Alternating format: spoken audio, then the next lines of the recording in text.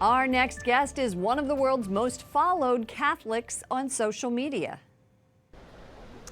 Hey everybody, it's Bishop Barron. I'm here in one of the great places in the whole world, one of my favorite places, St. Peter's Square.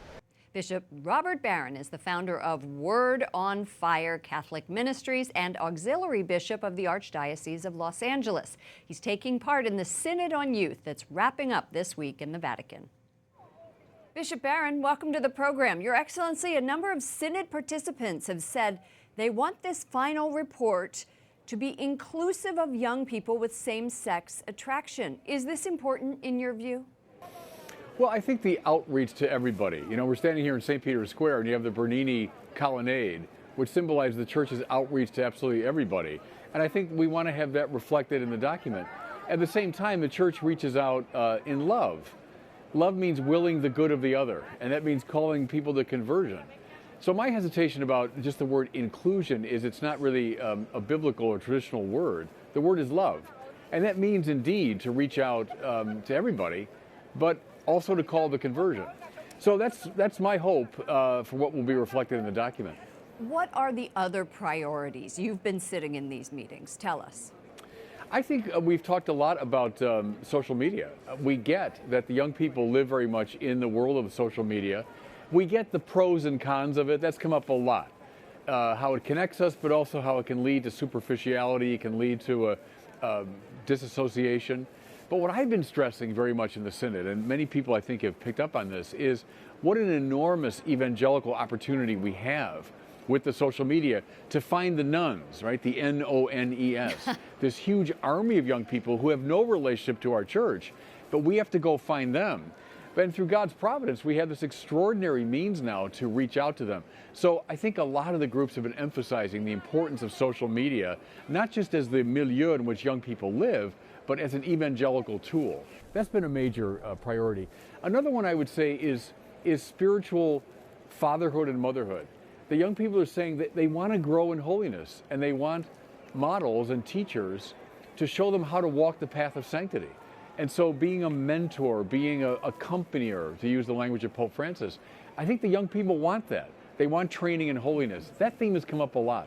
You were talking about social media. You have a huge following. Your YouTube videos have been viewed over 30 million times. You have 1.5 million followers on Facebook. What's your secret for spreading the good news? How can the church learn from that?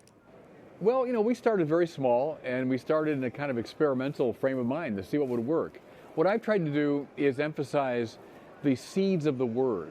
You know, the church fathers use that term, the semina verbi, the seeds of the word that can be found within the culture.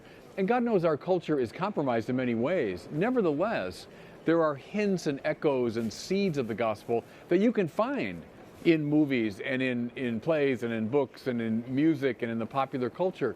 So I've tried to find those and use those as a route of access.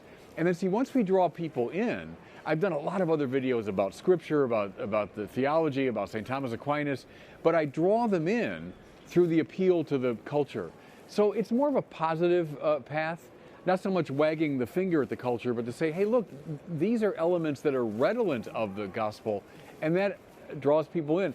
Also, something I've really emphasized is that it's a smart presentation. I hate dumbed down Catholicism. That's what my generation got.